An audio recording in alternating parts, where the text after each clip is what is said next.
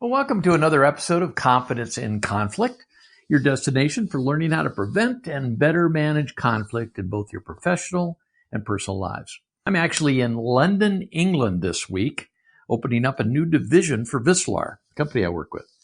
Although we've done a lot of international business over the years, this is actually our first entree into having a dedicated training resource outside the United States. I'm joined on this trip by Gary Klugowicz. Some of you might know Gary, another one of Vislar's founders, and we'll be providing an update on the trip once we get back. This new division will be run by a guy named Jared O'Day. He's a UK native, and the goal here is to ensure that Vislar is represented throughout the United Kingdom and also in the Middle East. Jared leads a training business called Dynamis and expects to grow his business with the help of Vislar and our proprietary conflict management content. So we're really excited to have Jared on our team. He actually came to the United States from the UK several years ago and attended one of our week-long conflict management for contact professionals instructor schools. And we've been working with him ever since. Been a great guy. We've been over there a couple of times. I think he's been back in the United States at least once since then. And this trip kicks off a much more formal business relationship with him and his company and his team of trainers. So our goal here, we expect to learn as much from Jared, actually, as he's learning from us. He's clearly a conflict management expert in his own right. So watch for insights from him and his team in future episodes of this podcast, as well as our blog and social media accounts. I think we're going to be hearing a lot more from Jared over the coming months. Okay, so on to this week's interview. My guest is Joel Lashley. He's one of Vislar's he self-describes himself as a violence nerd. And he's also author of the book, Confidence in Conflict for Healthcare Professionals, Creating an Environment of Care That's Incompatible with Violence. So in this episode, Joel talks about the importance of two of Vislar's most important principles. One is consistency of behavior, and when more than one person is interacting with another, and you'll hear a story about that. And the second, which is Joel's little phraseology, is modeling calmness, and you'll see the impact that can have on a conflict situation.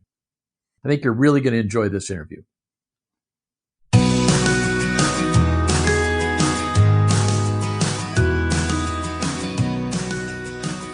Welcome. I'm here with Joel Lashley. Joel, why don't you quickly introduce yourself, and then we'll get into it. Hi. Well, like I said, I'm Joel Lashley. I've worked in crisis intervention and healthcare safety and security for about 30 years. And I've been a consultant with VDIs pretty much since the beginning. Yep, and we probably met, I don't know, a few years ago, I think, Joel. And I think you describe yourself as the violence nerd. So, yeah. So tell me a little bit more about that.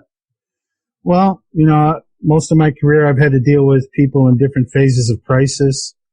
Had to manage a lot of violence, how to prevent it, how to survive it. So I studied a lot about violence, trained a lot about how to manage violence, prevent violence. Crashed and burned a few times, had a lot of successes, had a lot of great mentors over the years. And so it's kind of been my passion, and in my professional life, I'm definitely a violence nerd. There we go. And, whenever we talk, it seems like you have, the practical experience from your job and dealing with this issue in real life. And then, but it seems like you've also kind of just paid attention to the literature and what's going on academically. Yeah. Yeah, that's true. I mean, it's just like any other job, I work in psychiatry, in support of psychiatric facilities and special needs schools. I've trained all over the state and parts of the country, in all kinds of different environments, even jails and police that work in the community. So I've learned a few things over the year, and just like in any other profession, you have to keep abreast of what's out there in academia. So try to be an expert on what the studies are. Like I said, I've been blessed with some of the best mentors in the field that have trained me over the years. and even in some cases worked alongside them. Yeah. Well, so you have a story to tell, and so why don't you tell that story, and let's talk about how to embed it in that story, how to better manage conflict. Okay. Well, I always teach using stories. It seems to me I get a new one every week. So, people say you should write a book. I could probably write an encyclopedia. Right. So I like to use just kind of simple like parables that kind of illustrate an issue. So this one will seem familiar to a lot of people that work in human services, psychiatry, in the medical field, or a teacher or a corrections officer. I was working in support of a special needs school, and a team member had just de-escalated a child successfully who was acting out pretty significantly. And just for the audience, it's a word that I didn't start using until a few years ago. So de-escalate means what? So the kid was acting out, and then what happened? De-escalate is an overused word. I get that. But what we're trying to do is take someone from a high emotional state to a lower emotional state, a more manageable state, back to their baseline. Everybody's personality is different, but everybody has a baseline. And when they're in crisis, they're not making the best decisions. They're not behaving in the best way. And the cycle goes all the way up to violence, to threatening behavior, to antisocial behavior, all the way up to violence. So we're taking someone from that level of agitation down to a manageable place, down to where they are normally. Okay. So there was a kid that was acting out, high emotions, and lots of yelling, cursing, refusing to take medications that were prescribed and such. And so the medical professional that was working with him had managed to de-escalate him rather successfully, and got him down to a place where he was willing to cooperate and voluntarily take his prescribed medication. So he had calmed down. He wasn't verbalizing. He wasn't acting out anyway. He was starting to cooperate. He was starting to go into what we call recovery. Right? He's gaining his normal rate of respiration. He's starting to calm down. He's starting to collect himself. And he'd actually gotten to the phase where he was starting to cooperate. Okay, he's going to take his medication. So the nurse had got him his prescribed medications in a cup of water. And he placed the pills in his mouth when another school worker came around the corner and recognized the kid and said, hey, Johnny, what's going on? What's got you so upset today? And in that instant, the kid escalated again, spit his pills out in the nurse's face, and just flipped out. So that's something that sounds really familiar to a lot of people. Yep. When you work in this field, we all want to help. We're nurturers. We're problem solvers. We want to fix things. And we hear things are going on. We want to respond. And these are good instincts. But what we do naturally often is speak up when we don't need to. What one-on-one in a crisis, typically the untrained or unexperienced person will get too close, say too much, even talk too loud. When working in a team, we act just like family members do. We want to crowd around. We want to rationalize. We want to problem solve. We want to fix. We want to set limits. People who are in crisis or recovering from crisis, they're still in the cycle. They don't want to hear all that. One voice is communication. 2 is noise. 3 is chaos. Yep. Right? So in this case here, you have this kid that's doing pretty well, and this second person's coming in and basically just getting it all goofed up again. When they're in recovery, they don't want to explain themselves. They don't want to hear interrogatory questions. It's not that time for that. It's not time to ask, hey, what's got you upset today, when they're in recovery. Those questions come later. Yeah. Right? Or maybe even during, they may be appropriate during the de-escalation phase, right? Say, when we're, we might even be using persuasion. The reason I'm here is you're really upset and you're cursing. Can you tell me what's got you so upset today? Followed up by that reassurance, that connection phase where we're saying, How can I help? I want to help you. You're safe with me. Explain to me what the problem is so I can help. Right? Yeah. Yeah. But when we get to recovery, we don't want to open that door again. When we walk up and a person is not in crisis, right? It's not the time for us to walk up and glom onto it. Yeah. And that's often the case. So one voice is more than just a concept at the point of impact, where three people are talking and we say one voice to remind all the rest of us that we're doing that very human thing. We're all talking at once, which is just gasoline on the fire for a person in crisis, right? And Joel, where did this one voice thing, do you know where that came from? Is that something from your experience, or was that? No, it's not something from my experience. It preceded me. I know they were using it, there was a nurse that used it quite a bit. I don't recall her name. And in the Milwaukee County area, she was a county nurse, I believe. So, but local, not necessarily a national. You see it here and there. There's been studies on it at different universities, different acronyms that people try to make out of it. O stands for only, and right. It's that kind of thing. Right. But really, that's just, to me, that kind of complicates the whole concept. It's a very simple concept. Yep. Is that one voice can de-escalate somebody. Two voices distracts them. Yeah, and three just creates chaos. Three just makes chaos. Yeah. So obviously the key here is that the training needs to be across the spectrum here, so that everybody involved understands that. And if one, they shouldn't be jumping in at all. That's the irony of it. It's not an individual process, but when you have one person communicating, the other team members have to know their role. One is to leave well enough alone, right? Don't fix a problem that doesn't exist. Don't interfere with the process, right? Yep. And if you're not getting anywhere and someone else can step in at that point, you do a handoff, then back out. Yep. You still need team members to respond for safety. Sometimes that means out of sight, out of mind, just around the corner. Sometimes that means just standing nearby and modeling appropriate behavior. But team members need to know where to stand, so they're not escalating that behavior, so they're not creating agitation. We need to know when to interject and when not to, because this is a very common problem in institutions. One person seems to be doing okay, and the second person shows up, and everything goes south. And the training has to be consistent. Everyone has to know the system, because if one person is doing it and another person is doing it another way, that's a big problem.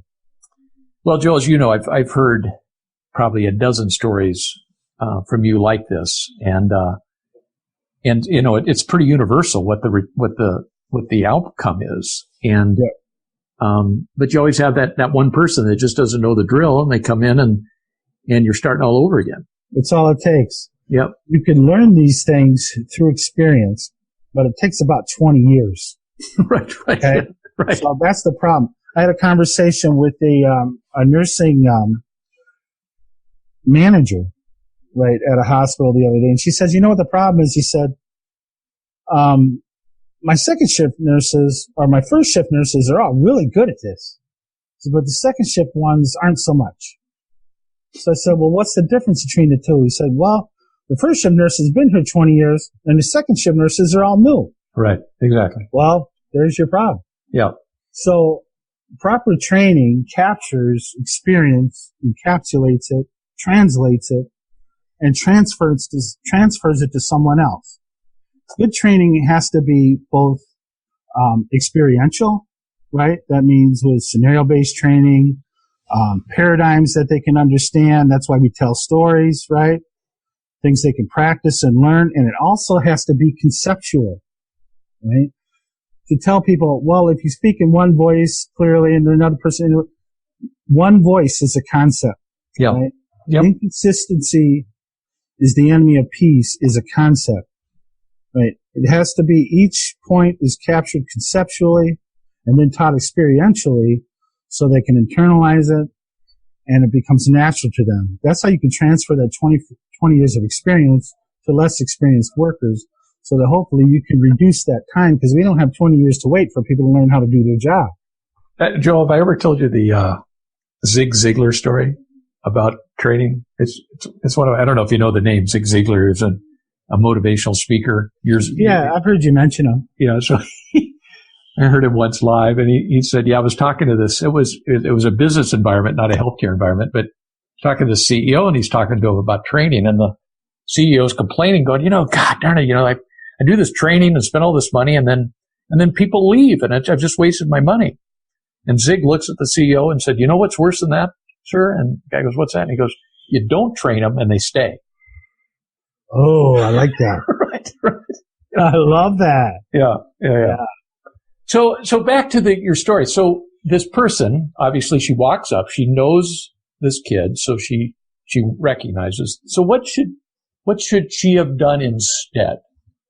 She should have modeled appropriate behavior, standing in a calm way, in a reassuring way, placing her hands in a way that were not threatening, placing her feet in a way that presented a safe persona, but also the ability to defend herself or to assist if need be.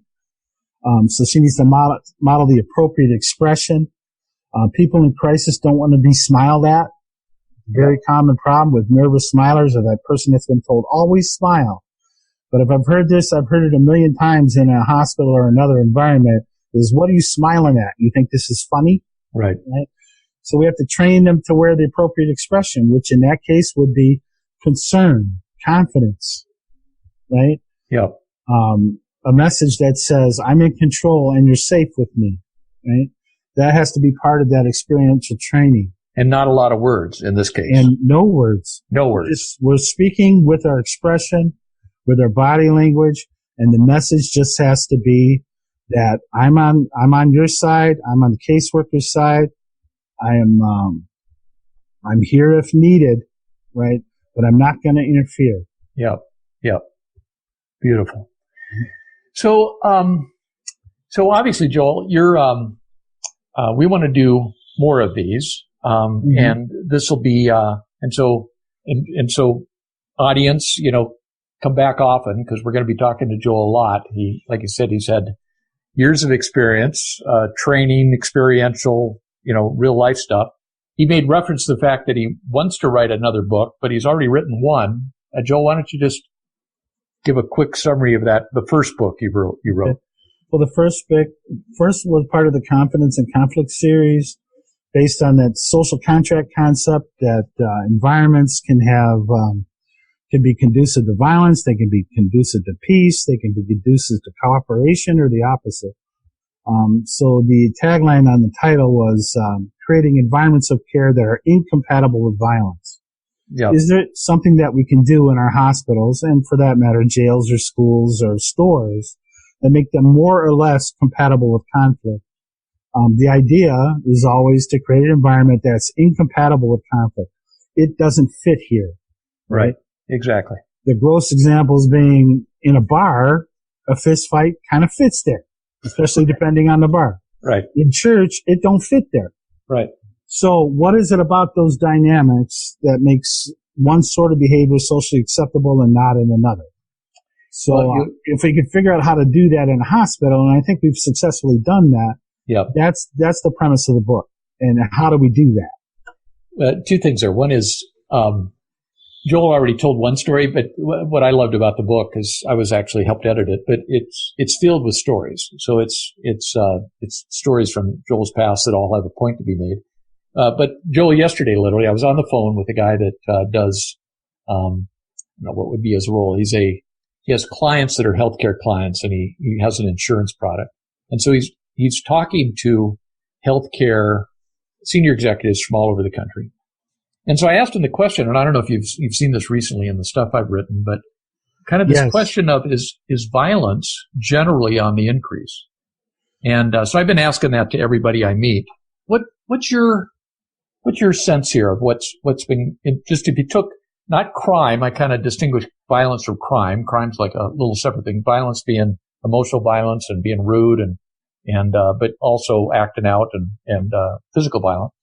Well, do you see it increasing, or is it the same? You've been doing this forever. Is it the same as always, or is it changing? I think it's a little worse, and I'm just not going by my own experience. One thing I hear a lot, and this is backed up statistically too. I'm not a scientist. I don't have exact numbers or studies, but I know in my work, I hear nurses, nursing managers using the term acuity a lot. The acuity is worse, right? What they're talking about is that they have the same number of patients, but they have more violent incidents involving patients, more threatening behavior, more patient restraints in psychiatric environments than what they had at the beginning of their career, right?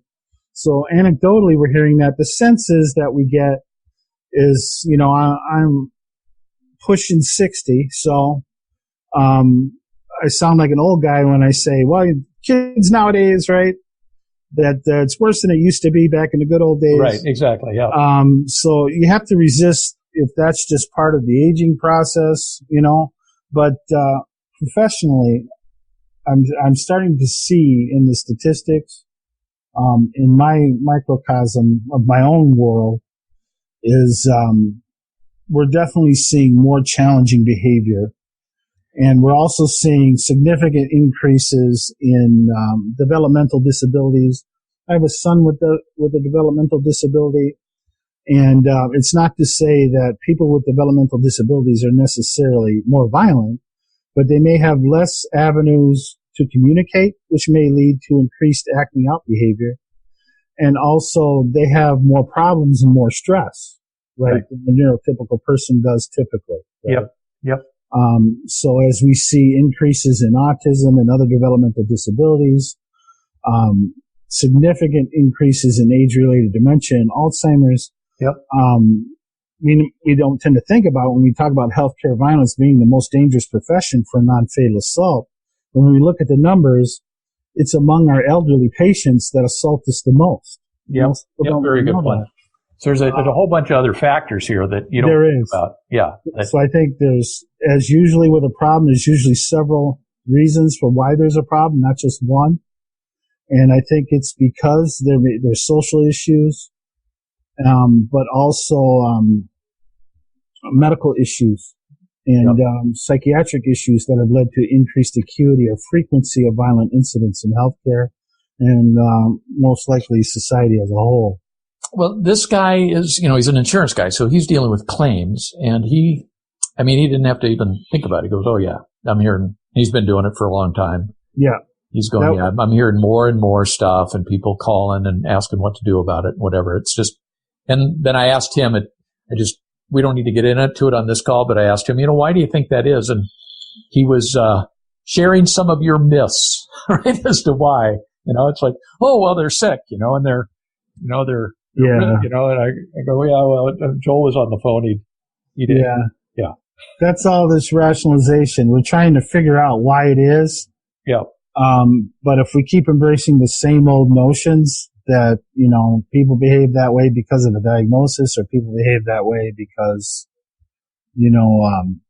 stressful environment, stressed out, or, like there's no other stressful environment in the world other than an ER or an emergency department. So emergency departments, it's craziness, but everywhere else it's not, and so that's why they behave better otherwise. And in an ED, they go crazy. It's just not. So is it right? Are people more likely to act out in a stressful environment? Yeah. So what do you do about it? Reduce the stress in the environment. Right. Yeah, exactly. What contributes to the stress in the environment? Their sickness, pain, this and that. But you know what else contributes to it? Behavior of the people providing the service, the way they communicate. Yeah. Loud beeping alarms, right? All this chaotic environment that doesn't need necessarily to be that way.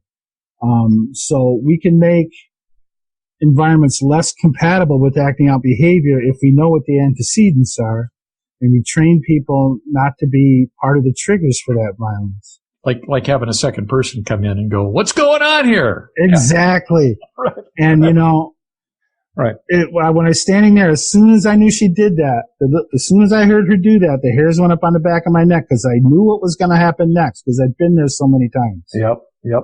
Right. So if we can train people, this is great.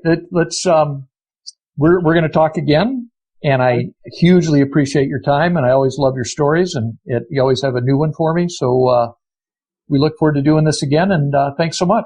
Okay, my pleasure. Thanks, Al. Yep. Take care. Bye. Bye-bye.